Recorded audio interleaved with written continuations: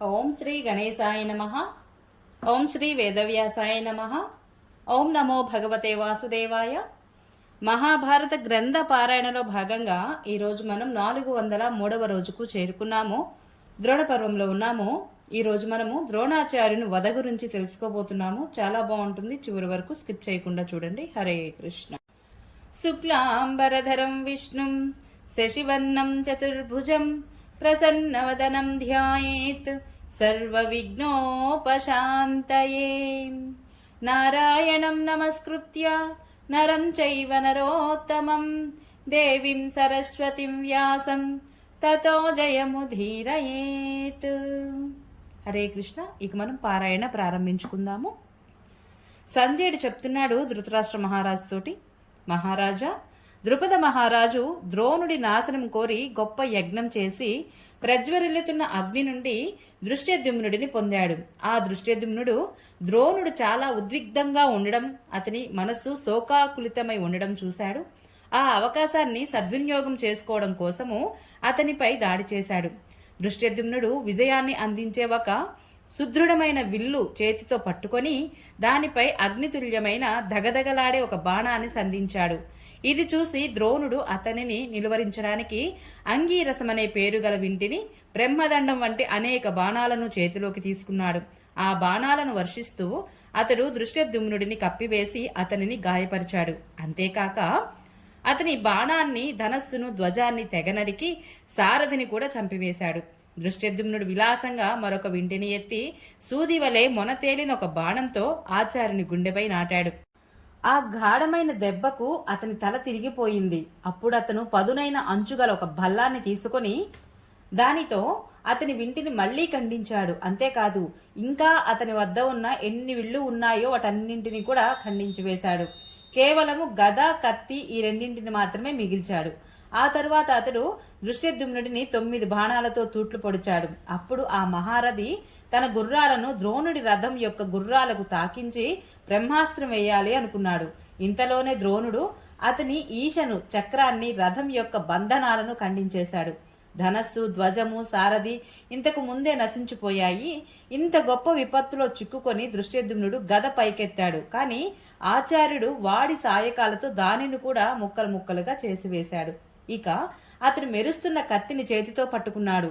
తన రథం నుండి ద్రోణాచార్యుడు రథంపైకి చేరుకొని ఇతని గుండెలపై ఆ కత్తిని గుచ్చాలని అతని ఆలోచన. ఇది చూసి ద్రోణుడు శక్తిని పైకెత్తాడు.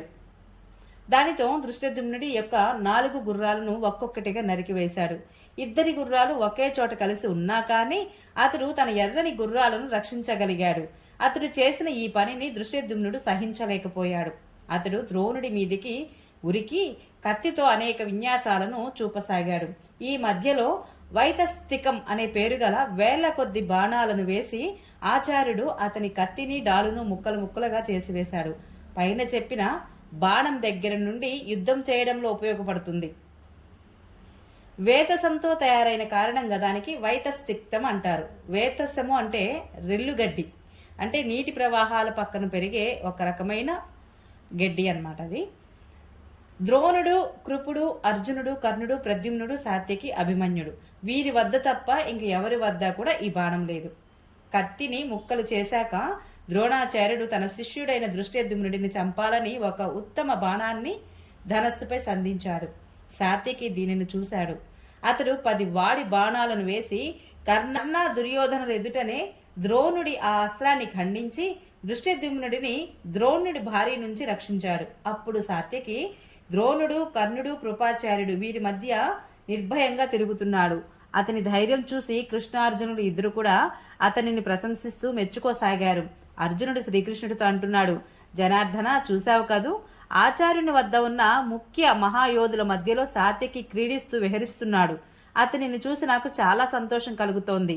ఇరుపక్షాల సైనికులు నేడు అతని పరాక్రమాన్ని ముక్త కంఠంతో ప్రశంసిస్తున్నారు అన్నాడు. సాత్యకి ద్రోణాచార్యుని బాణాన్ని ఖండించగానే దుర్యోధనాది మహావీరులందరికీ చాలా కోపం వచ్చింది. కృపాచార్యుడు, కర్ణుడు, మీ కొడుకు అతనిని సమీపించి మహావేగంగా పదును పెట్టిన బాణాలను వేయసాగారు. ఇది చూసి యుధిష్ఠిరుడు, నకుల, సహదేవులు, భీమసేనుడు అక్కడికి వచ్చారు. సాత్యకికి నలువైపులా నిలబడి అతనిని రక్షించసాగారు. తన మీద అకస్మాత్తుగా కురుస్తున్న బాణవర్షాన్ని సాత్యకి అడ్డుకుంటున్నాడు. దివ్యాస్త్రాలతో శత్రువుల అస్త్రాలన్నింటినీ నశింపజేస్తున్నాడు. అప్పుడు ధర్మరాజు క్షత్రియ యోధులతో, మహారథులారా చూస్తారేమిటి? శక్తినంతా ఉపయోగించి ద్రోణాచార్యుని మీద దాడి చేయండి. వీరవరుడైన దృష్టద్యుమ్నుడు ఒక్కడే ద్రోణుడితో తలపడి శక్తి వంచన లేకుండా అతనిని చంపడానికి చూస్తున్నాడు. అతడు ఈ రోజున అతనిని చంపుతాడని ఆశిస్తున్నాను. ఇప్పుడు మీరు కూడా ఒక్కమ్ముడిగా అతని మీద విరుచుకుపడండి అని చెప్పాడు. యుధిష్ఠిరుడు ఆజ్ఞాపించగానే సృంజయ వీరులు ద్రోణుడిని చంపాలని ముందుకు కదిలారు. వారు రావడం చూసి ద్రోణాచార్యుడు ఈ రోజు మరణం తప్పదు అని నిశ్చయించుకొని మహావేగంగా వారి వైపు ఉరికాడు. అప్పుడు భూమి కంపించింది, ఉల్కలు రాలాయి. ద్రోణుడికి ఎడమ కన్ను, ఎడమ భుజము అదిరాయి. ఇంతలో దృష్టద్యుమ్నుడి సైన్యము అతనిని నలువైపుల నుండి ముట్టడించింది. అప్పుడు అతడు క్షత్రియ సంహారం కోసము మళ్లీ బ్రహ్మాస్త్రాన్ని సంధించాడు. ఆ సమయంలో దృష్టద్యుమ్నుడికి రథం లేదు. అతని ఆయుధాలు కూడా విరిగిపోయాయి. అతని ఈ అవస్థను చూసి భీమసేనుడు వెంటనే అతని వద్దకు వెళ్లి తన రథం ఎక్కించుకొని, వీరశ్రేష్ఠుడా, ఆచార్యుని ఎదుర్కొనే సాహసం నీవు తప్ప ఇంకెవ్వరూ చేయలేరు. అతనిని చంపే భారం నీదే అన్నాడు. భీమసేనుని మాటలు విని దృష్టద్యుమ్నుడు ఒక గట్టి వింటిని చేత పట్టుకొని ద్రోణుడి వెనుకకు నెట్టాలని అతని మీద బాణవర్షం కురిపించసాగాడు.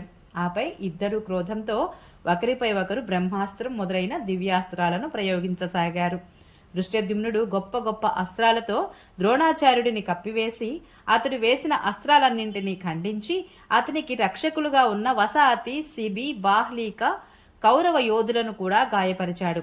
ద్రోణుడు అతని వింటిని విరిచివేసి సాయకాలతో అతని మర్మస్థానాలను నొప్పించసాగాడు. దానితో దృష్టద్యుమ్నుడికి భరింపరాని వేదన కలిగింది. ఇక భీమసేనుడు ఊరుకోలేకపోయాడు. అతడు ఆచార్యుని రథం వద్దకు వెళ్లి అతనికి అతి దగ్గరగా చేరి మెల్లగా, బ్రాహ్మణుడు తనకు విహితమైన పని వదిలి యుద్ధం చేయకపోతే క్షత్రియులు ఇంత భీకరంగా సంహరించబడరు. ప్రాణిహింస చేయకూడదు అనేది సమస్త ధర్మాలలోనూ శ్రేష్టమైనదిగా చెప్పబడుతోంది. దానికి మూలము బ్రాహ్మణుడు. మీరైతే ఈ బ్రాహ్మణులలో కూడా అందరికంటే ఉత్తమమైన వేదవేత్తలు. బ్రాహ్మణులు అయి కూడా స్త్రీ, పుత్ర, ధన లోభంతో మీరు చండాలుని వలె మ్లేచ్చులను, ఇతర రాజులను కూడా సంహరిస్తున్నారు. ఎవరి కోసం మీరు కత్తిపట్టారో, ఎవరి ముఖం చూసి బ్రతుకుతున్నారో ఆ అశ్వత్థామ మీ దృష్టికి దూరంగా చంపివేయబడ్డాడు. ఈ వార్త మీకు చేరలేదా? యుధిష్ఠిరుడు చెప్పినా కూడా మీకు నమ్మకం కలగలేదా? అతని మాటనైతే సందేహించకూడదు అన్నాడు. భీముడు చెప్పినది విని ద్రోణాచార్యుడు విల్లు కింద పడవేశాడు. తన పక్షంలోని యోధులను ఎలుగెత్తి పిలిచి, కర్ణ, కృపాచార్య, దుర్యోధన, ఇక మీరు స్వయంగా యుద్ధం చేయడానికి ప్రయత్నించండి. ఇదే నేను మీకు పదే పదే చెప్పదలుచుకున్నది. ఇప్పుడు నేను అస్త్రత్యాగం చేస్తున్నాను అని చెప్పి అతడు అశ్వత్థామ పేరును పలవరించసాగాడు. అస్త్రశస్త్రాలన్నింటినీ విసిరివేసి రథం వెనుక భాగంలో కూర్చొని ప్రాణులందరికీ అభయదానమిస్తూ ధ్యానమగ్నునయ్యాడు.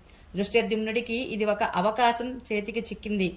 అతడు ధనుర్బాణాలను పక్కన పెట్టి కత్తి చేతితో పట్టుకున్నాడు. ద్రోణాచార్యుడు యోగనిష్టలో ఉన్నాడు. దృష్టద్యుమ్నుడు అతనికి చంపాలనుకుంటున్నాడు. ఇది చూసి అందరూ హాహాకారాలు చేయసాగారు. అందరూ ఏకకంఠంతో అతనిని నిందించారు. ఇటు ఆచార్యుడు ఆయుధం విసర్జించి పరమజ్ఞాన రూపంలో కూర్చొని యోగధారణ ద్వారా మనస్సులోనే పురాణ పురుషుడైన విష్ణువుని ధ్యానించసాగాడు. అతడు ముఖం కొద్దిగా పైకెత్తి రొమ్ము విరుచుకొని నిటారుగా ఉన్నాడు. విశుద్ధ సత్వస్థితిలో ఉండి హృదయ కమలంలో ఏకాక్షర బ్రహ్మను, ప్రణవాన్ని ధారణ చేసి దేవదేవేశ్వరుడు, అవ్యయుడు అయిన పరమాత్మను ధ్యానిస్తున్నాడు.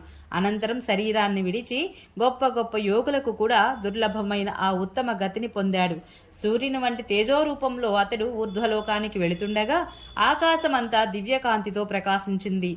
ఈ రీతిగా ఆచార్యుడు బ్రహ్మలోకానికి వెళ్ళాడు. దృష్టద్యుమ్నుడు మోహగ్రస్తుడై అక్కడ మౌనంగా నిలుచున్నాడు.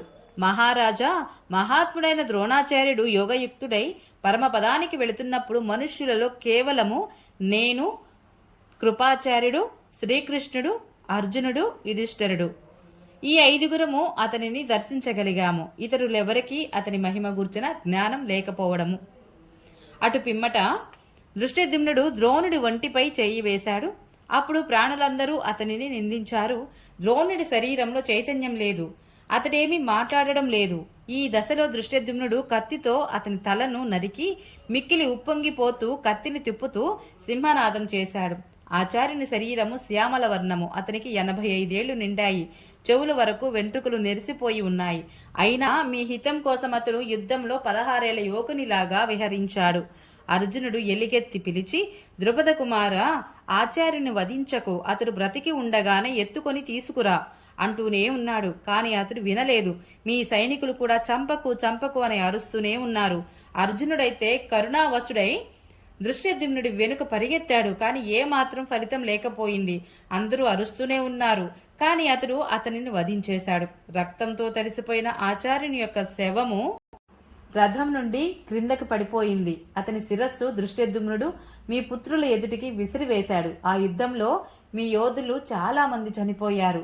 మృతప్రాయులైన వారి సంఖ్య కూడా తక్కువేమీ కాదు. ద్రోణుని శరీరంతో అందరి స్థితి శవ సదృశ్యమైపోయింది. మన పక్షంలోని రాజులు ద్రోణుడి మృత శరీరం గురించి వెతికారు. కానీ అక్కడ ఎన్నో శవాలు చల్లా చెదురుగా పడి ఉన్నాయి. అతని శరీరం మాత్రము దొరకలేదు. అనంతరం భీమసేన దృష్టద్యుమ్నులు ఒకరినొకరు కౌగలించుకొని సైన్య మధ్యంలో సంతోషంతో నృత్యం చేయసాగారు. భీముడు, పాంచాల రాజకుమార, కర్ణుడు దుష్టుడైనటువంటి దుర్యోధనుడు ఇద్దరు చనిపోయినప్పుడు తిరిగి ఇలాగే నిన్ను హృదయానికి హత్తుకుంటాను అన్నాడు. ఓం నమో భగవతే వాసుదేవాయ. ఈరోజు పారాయణ ఇంతటితో సమాప్తం. రేపు మనము తండ్రి మృతికి కోపించిన అశ్వత్థామ నారాయణాస్త్రమును ప్రయోగించుట గురించి తెలుసుకుందాము. ఈ వీడియో మీకు నచ్చినట్లయితే please subscribe my channel. Like, share, comment please. Thank you.